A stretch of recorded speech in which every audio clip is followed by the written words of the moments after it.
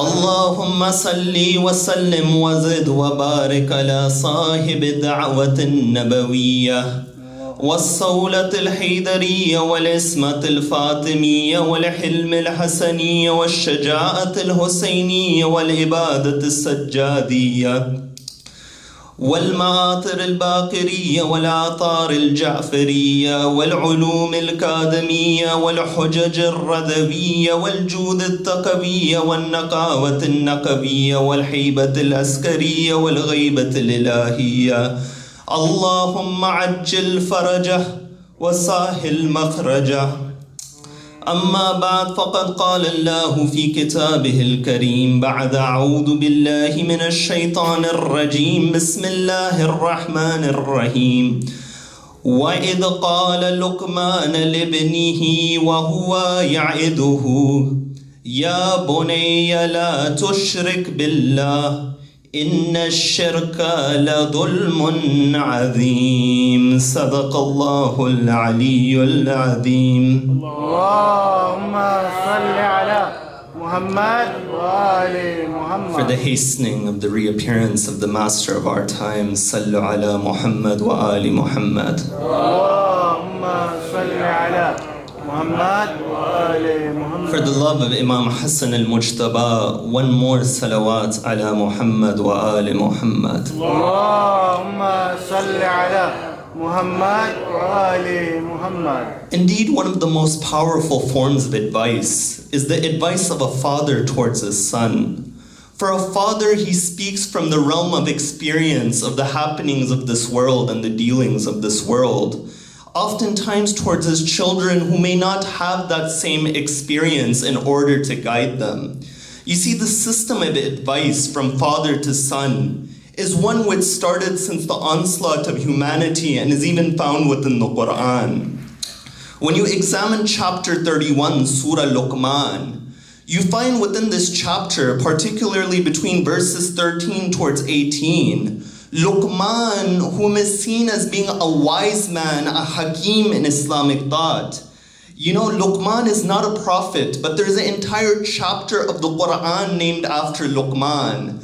Now, what is the difference between a hakim and an alim? That's its own discussion. But at one level, an alim is able to expand knowledge, whereas a hakim can take that knowledge, put it into a drop or a concentrated dose and give it towards the one whom is listening.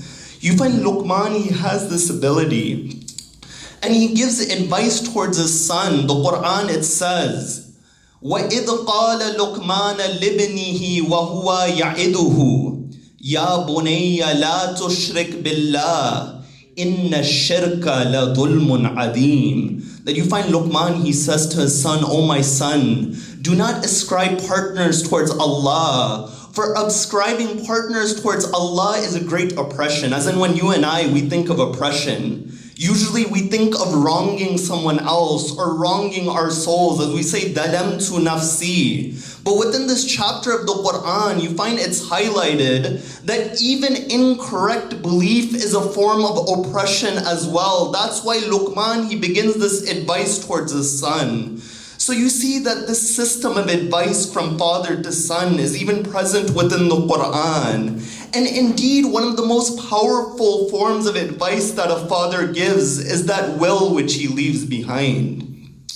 You know, a will can be of two types. You have al-wasiyatul tamlikiya and you have al-wasiyatul ahdiya. Al-wasiyatul tamlikiya is that will where you bequeath property towards your rightful heirs. But the second type of will is that will where a human being, he describes the way he wants to be buried. He tells his children that live by this advice. And you find this is something which is common within the lives of the ulama. As in when you look at Allama al-Mamaqani, Allama al-Mamaqani, who passes away in Najaf in the 1930s, he wrote an entire book as a wasiyah towards his children. This book called Mir'atul Rashad was written as a will towards his children. After that, you find one of his students, Ayatollah Mar'ashi Najafi. The will of Ayatollah Mar'ashi Najafi has become famous in recent years, that he gives advice towards his sons. He says, "O my children, ponder upon the verses of the Quran and the teachings within it.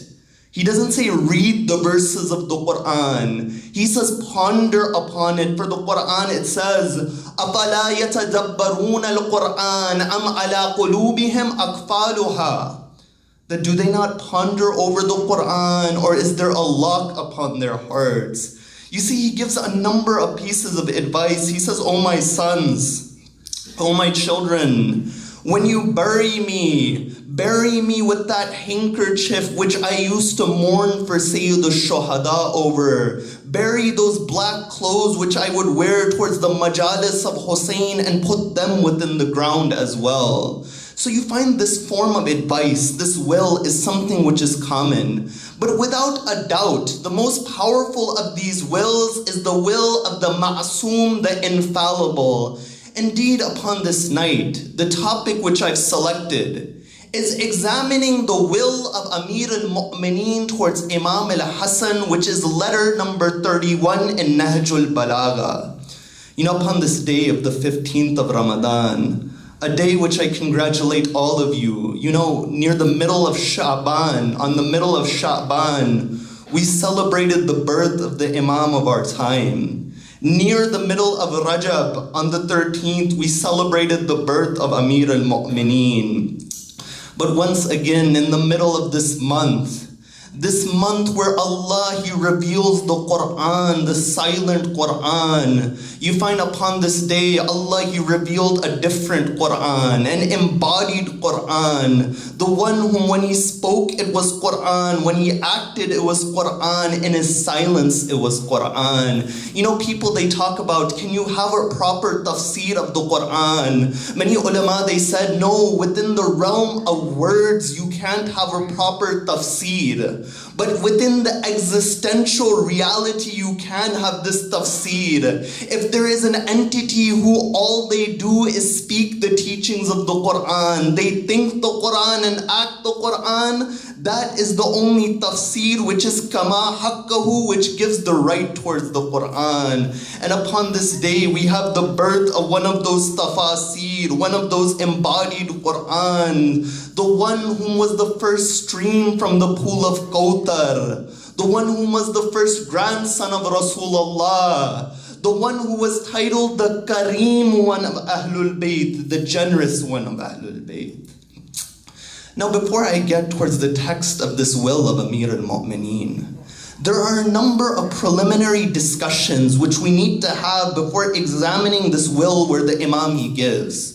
Now, the first of the points to make is that this is not to be confused with the will of Amir al-Mu'mineen after he was struck by Ibn Muljim la'natullah alayhi upon the 19th of Ramadan.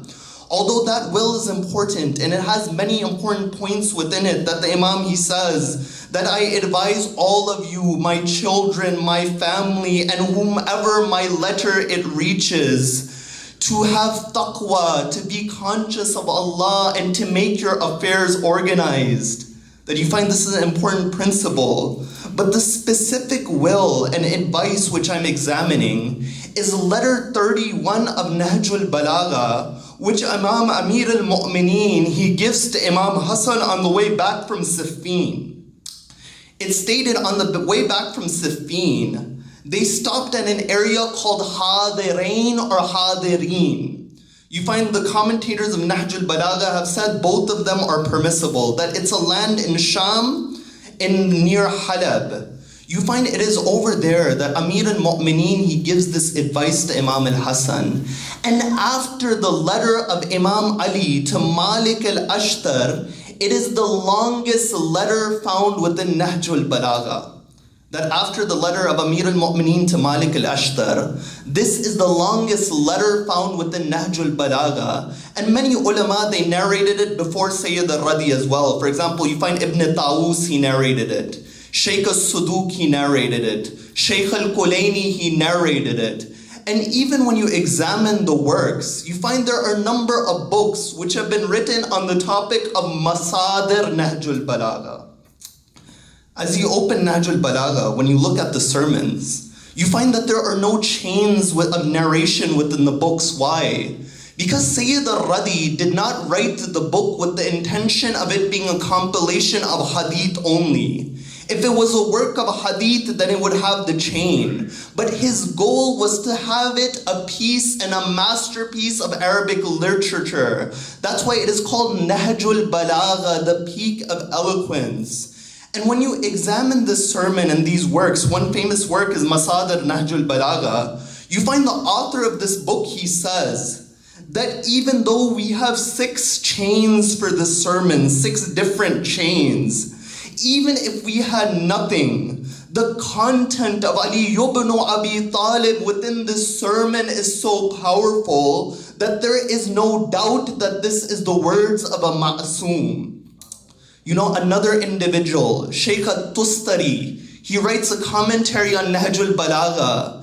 He says that there are 5 chains to the sermon. A majority of them go towards Imam Al-Hassan, 1 goes towards Muhammad al-Hanafiya, and this bridges me towards my 3rd point. Is that why would Amir al-Mu'mineen advise Imam Al-Hassan? Isn't Imam Al-Hassan an infallible Imam?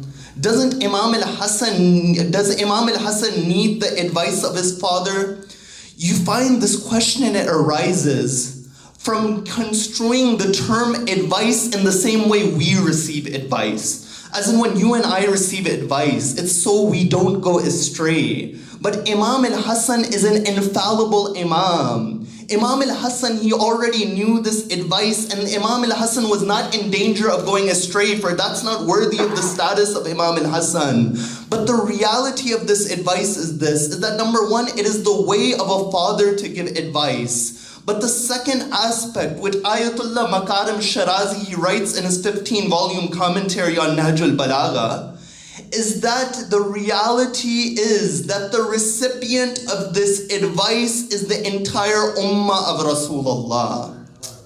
That oftentimes you speak to somebody, but the message is for someone else. He's saying the reality is this, and this is for anyone who is from the ummah of Rasulullah and at a wider base for all of humanity. So within this letter, within this advice, when Amir al-Mu'mineen says, Ya Bunayya, we can construe it to mean that Imam Ali is advising us. I mean, doesn't the hadith it say of Rasulullah, Ana wa Aliyun abawa hadhihi al-ummah? That me and Ali and I, we are the fathers of this ummah. In another hadith it says, our right over the people is greater than the right of a father over them. Imam Zain al-Abidin within Risalatul Hukuk, he says, the right of a father is to recognize that he is the root and you are his branch.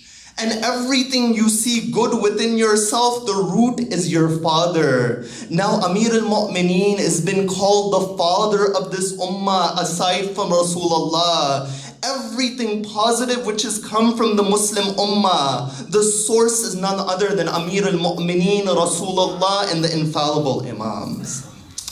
These were all important preliminary discussions to have before coming to the text of this sermon.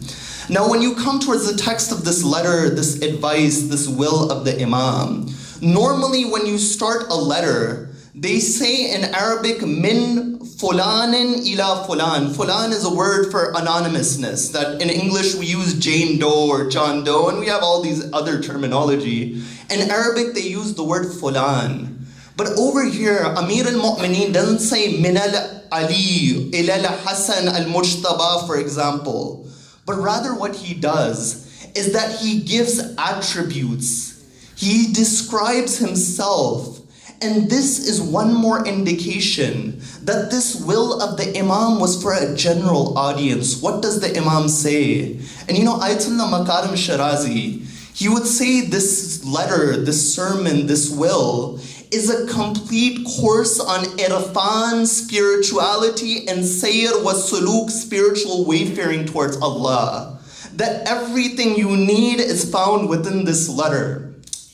Amir al-Mu'mineen, when he starts this letter, he says, min al-walid al-fan, al-muqir liz-zaman, al-mudbir al-umr, al-mustaslim lid-dunya, as-sakin masakin al-mawta. What does he say? He says, from the father who is about to pass away, the one who has acknowledged the difficulties of the times, the one whom the world has submitted towards him due to its happenings, and the one whom what? The one who sits upon that place. He lives upon the place of those whom passed away before him. That oftentimes many of these buildings, they were made before us by different people. They passed away, but we inhabit it. In the same way, there's many things which we make, that although we're not there, others will inhabit it. You see, Amir al-Mu'mineen, when he describes himself in this manner, the first lesson which he gives towards us is that when you give advice towards someone, speak from the lens of humility. Never put yourself higher than anyone else. The Imam over here, he is saying, min al-walid al-fan, al-muqir liz-zaman, that I am a father, I have seen the happenings of time and I'm speaking towards you. And then he says, ilal mawlud, al-mu'ammil ma la yudrak, towards the son whom hopes in that which can't be attained. What does Amir al-Mu'mineen mean when he says this? The Imam, he means that oftentimes humanity within this world, they seek a life free of difficulty, a life free of challenges. But it's not within the nature of this world to have this perfect advice. No matter how much you chase it, it's like a mirage, that the closer you get to it, the farther it becomes away from you. Now, why is there evil? Why is there challenges? This is its own discussion, and I'll examine that on a later night.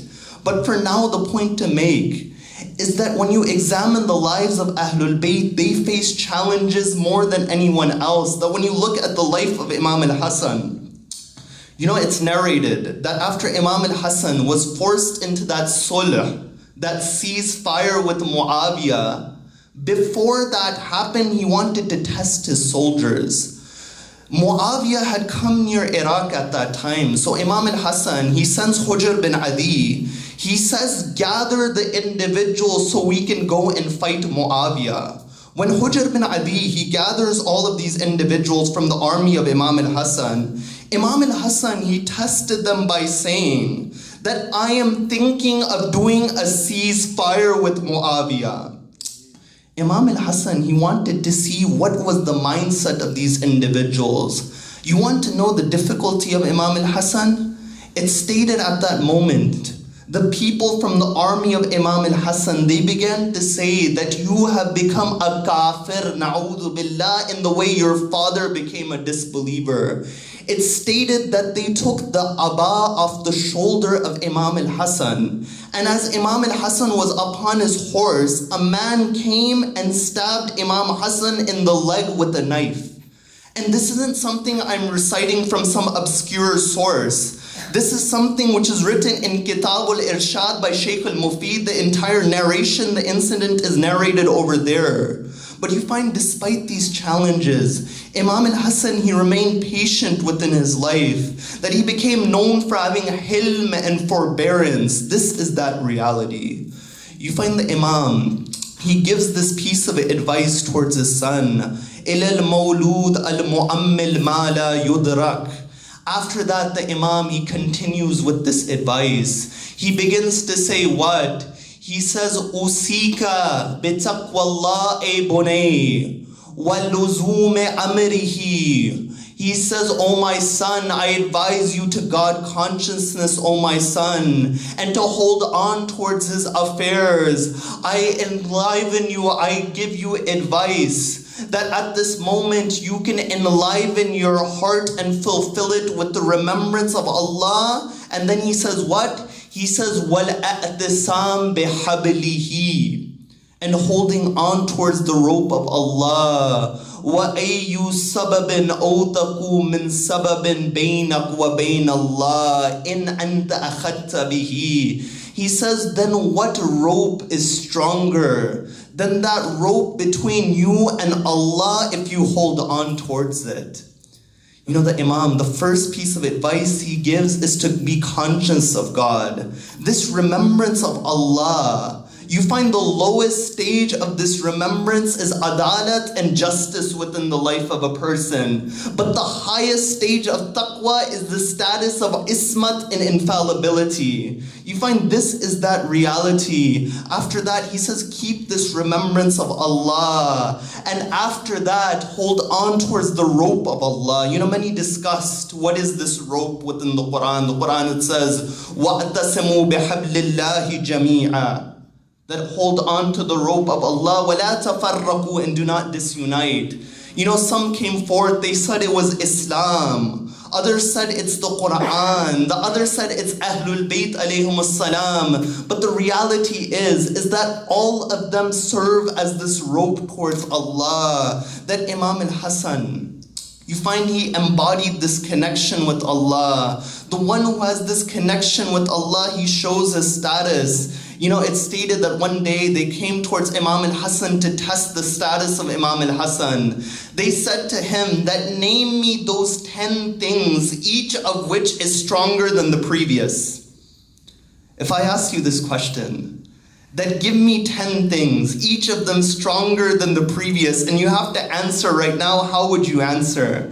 Imam Al-Hassan, without preparation, on the spot, he replies. He says the first of those things is stone. Stronger than stone is iron, for iron it breaks stone. Stronger than iron is fire, for fire it can bend iron. Stronger than fire is water, for water it extinguishes fire. Stronger than water are the clouds which control the water, for they come from the clouds. He says stronger than those clouds are the winds which control those clouds, for they move upon the movement of the winds. Stronger than those winds are the angels which control the wind. Stronger than the angels which control the winds is the angel of death, for they will be subjected to death by the angel of death. Then he says stronger than the angel of death is death itself, for the angel of death himself will face death. And he says stronger than everything is the command of Allah. For when Allah commands something, his arada, it's as if it's kun fayakun. This is that reality. You find Imam Al-Hassan, he gives this reply upon the spot. After that, Amir al-Mu'mineen, he continues his advice. He says, Ahyi qalbaka bil maw'idati. He says, then wa'amithu biz zahada. He says, enliven your heart with advice. Then after that, what? Make it die by renouncing, going away from the world, not having attachment towards the world. No one said that you're not able to have nice things. After all, the blessings of this world are for the believers, for its inhabitants. But the key is don't be attached towards them. This is that reality. Then he says after that, he says, وَقَبِّهِ بِالْيَقِينِ, and strengthen your heart with certainty, وَنَذِّرْهُ بِالْحِكْمَةِ, and enlighten it with wisdom. The Imam, he gives advice after advice in this regard. Amir al-Mu'mineen, in a different place, he speaks towards Imam Al-Hassan. In this next line, it really shows the reality of Imam Al-Hassan. The Imam, he says that I have learned from the turning of the world away from me, and the happenings of time over me, and the coming of the next world towards me, that I should remember no one other than myself. But when I did that, my intellect, it prevented me from neglecting the needs of others. You know, that Amir al-Mu'mineen, that when after he passed away, a man was sitting upon the road crying. Imam Hassan says towards him that, why are you crying? He says, there used to be a man who would give me food every single day. I haven't seen that man.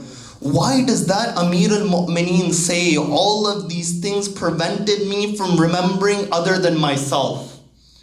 It sounds like a strange line. What Amir al-Mu'mineen means to say here is that all of this coming of the hereafter towards him prevents him from looking at the faults of others, from being distracted in those things which have no benefit. This is the reality which the Imam is alluding to. Then after that, he says a line towards Imam Al-Hassan. He says, the reason I'm writing this letter, وَجَدْتُكَ بَعْدِي بَلْ وَجَدْتُكَ كُلِّي. He says, it's because I found you as a part of myself. No, rather I found you my entire self.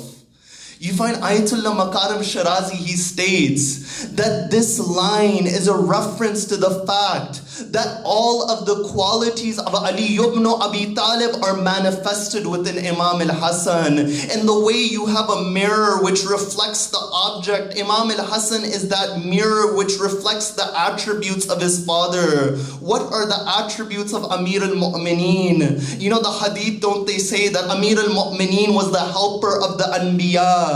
Now if there comes a time in the life of Imam Al-Hassan that Rasulullah is within the mosque, an elderly man walks into the mosque, his back is bent, his eyebrows are sagging, he goes towards Rasulullah. He says, oh my brother, I have a question for you. Rasulullah says, go and ask that 4-year-old child. He goes and he asks that child. The people say, oh Rasulullah, we've never seen that man. Who is that man? Rasulullah says, that is my brother Khidr.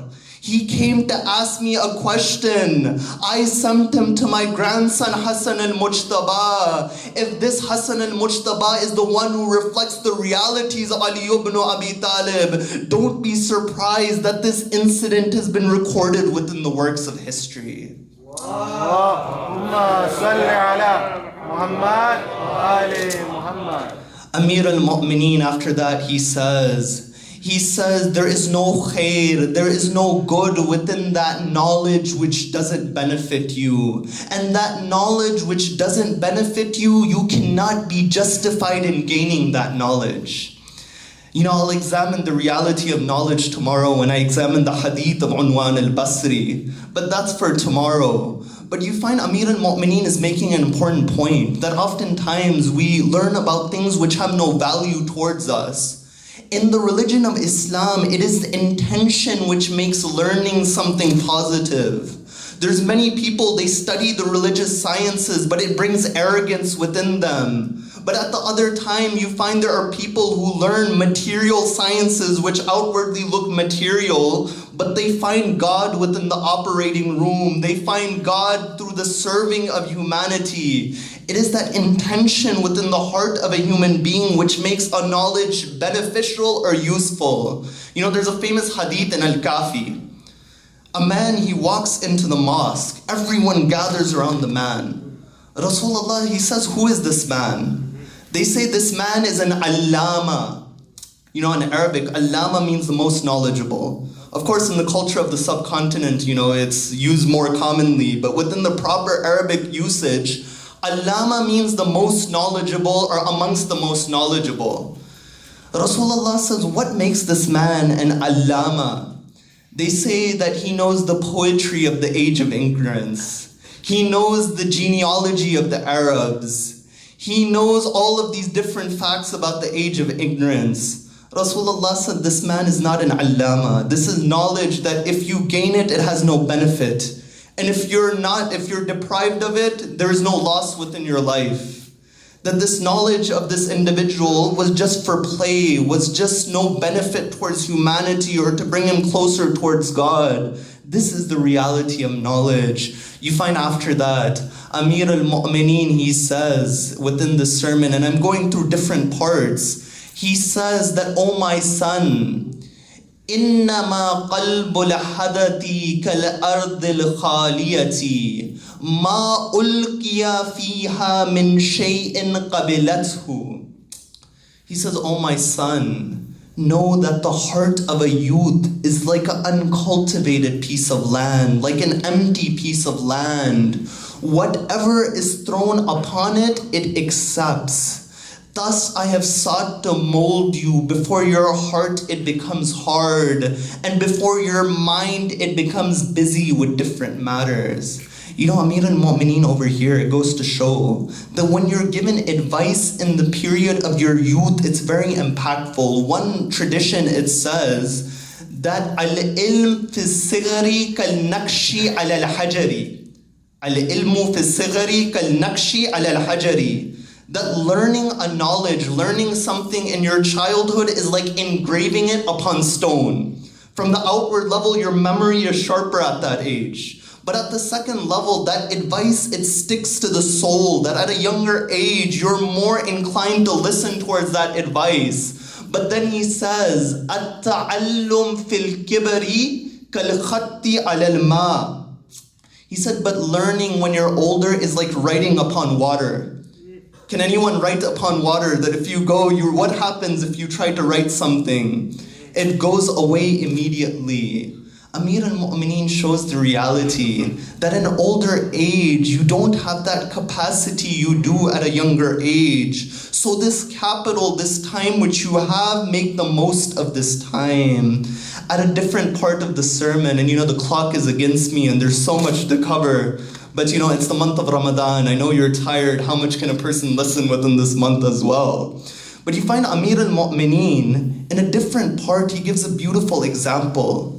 He says, know that the journey to the hereafter is long and it has many difficulties. And for this journey, you have to take your provision with you.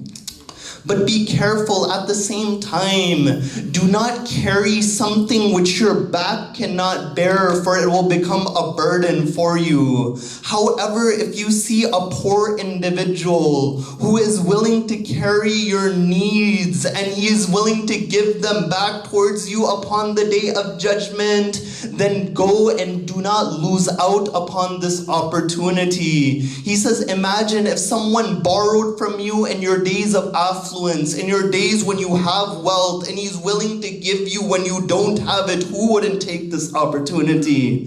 Amir al-Mu'mineen, and I'll give you this example within my own words as well. Imagine you're going on a journey. You have many things with you. Somebody comes up towards you. He says, I'll carry all of your objects for free, and I will give them to you in increase at your final destination. That sounds like a good deal towards most people. Amir al-Mu'mineen is saying, when you see a beggar, don't think that this wealth is being taken from you. You are giving it towards him, and upon the day of judgment, you will receive it back, and on that day, you will be in more need than this world. That when you look within the seerah of Imam Al-Hassan, you find generosity is exemplified within the life of Imam Al-Hassan. It's stated that one day, Imam Al-Hassan, there was an African slave boy upon the ground, and of course in that time period there was much racism amongst the Arabs. You find Imam Al-Hassan watches this boy. That boy, he takes one piece of bread, puts it into his mouth, takes another piece of bread and puts it into the mouth of a dog next to him. Imam Al-Hassan, he says to him that, why are you doing this? He replies by saying that, how can I eat while this creation of Allah next to me is not eating? Imam Al-Hassan says, sit here. He goes, he finds the master of this boy. He says, I want to purchase that slave, free him.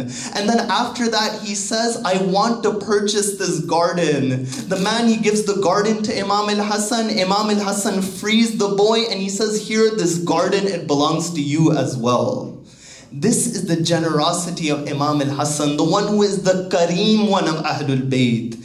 There are different levels towards generosity and stinginess. The lowest level, Amir al-Mu'mineen said, is for a person to be la'im. A person who is la'im, whether he has or he doesn't have, he makes it his goal for others not to have, that he has this jealousy within him. The second person is the person who is bakhil, stingy. A person who is bakhil, when he has enough, he doesn't give, and he's very reluctant to give. The third person is a person who is sakhi, who is generous. When this person, he has extra, he gives it towards others. But there is this fourth category, this exclusive category of being considered kareem. What defines a person as kareem? Kareem is that person, whether he is hungry or he's full, whether he has or he doesn't have, he makes sure that he gives towards others. That's why it's stated in the life of Imam Al-Hassan, there were 2 occasions where he gave away every single possession that he had. Imagine starting from zero. Imam Al-Hassan did this on multiple occasions. This was the generosity of Imam Al-Hassan. You know, a separate occasion it came, and I'll conclude upon this point, that one day Muawiyah comes towards Medina. And of course, when you have a government which is on the rights of others, how do you win people over? You buy them off. Muawiyah, he goes to the mosque of the Prophet. He begins to give a certain person 70 dinar, another 80 dinar, another 90, another 100. You find all day from Fajr to Maghrib, he keeps giving towards people. And this isn't generosity. Why? Generosity is to give from your own money, not from the money of the Baytul Mal, not from the money of the Muslims. But you find at that point, Imam Al-Hassan, he walks into the mosque. As soon as Imam Al-Hassan walks into the mosque, the people, they go to greet Imam Al-Hassan. Muawiyah, he says, I'm using my own words, he says, what is this? What is happening? You find that I have been giving individuals all day, yet as soon as Hasan al-Mujtaba comes, they go towards Hasan. You find Imam Al-Hassan at that moment, he begins his prayer, he says, Allahu Akbar. So he didn't have to associate with Muawiyah. You know what Muawiyah does? He says, you know what? This is an opportunity for me to show my status. He sends a pile of gold. He gives it towards Imam Al-Hassan. He says, oh Hassan, know that I am the son of Hind. At that point, you know what Imam Al-Hassan, he does? A poor individual, he walks in towards the mosque. He says, oh grandson of the Prophet, I had made a vow that if I had gotten better from my illness, I would make you a pair of shoes. Imam Al-Hassan says, if you made the vow, I'll accept it. After that, the man, he begins to put the shoes on the feet of Imam Al-Hassan. Imam Al-Hassan says, no, I can't accept this. The man, he says, I also made the vow that I would put the shoes upon your feet with my hands. You find Imam Al-Hassan, he says very well. At that moment, he looks at the pile of gold. He says to the man next to him that give all of this gold towards this individual. Then Imam Al-Hassan, he looks towards Muawiyah. He says, oh Muawiyah, you said you were the son of Hind. I am the son of Fatimatu Zahra, oh Muawiyah. You know, Imam Al-Hassan would take pride within this name. It's stated within one sermon that after the peace treaty, quote unquote, after the ceasefire, Muawiyah, he addresses the people of Iraq. He says to them that I am not taking rulership over you to establish prayer and fasting and to establish the Hajj. The only reason I've taken this position is to rule over you. And all of the conditions that Hasan, he gave, I am putting them underneath my feet and I'm not following them. After that, he begins to curse Amir al-Mu'mineen. He says the family of the Prophet is like this. Now look at this side of Imam Al-Hassan that not many people, they know about this side of Imam Al-Hassan. That Imam Al-Hassan had patience, but he also has the Jalal of Amir al-Mu'mineen within him as well. He says, oh Muawiyah, you speak about Ali ibn Abi Talib. Ali was my father, whereas your father was Abu Sufyan. Oh Muawiyah, remember that your mother was Hind. My mother is Fatimatu Zahra. Oh Muawiyah, your grandfather was Harb. My grandfather is Rasulullah. He says, oh Muawiyah, your grandmother was a lady by the name of Futayla. My grandmother was Khadijatul Kubra. This is how Imam Al-Hassan, he begins to speak. And there's much to say upon the topic.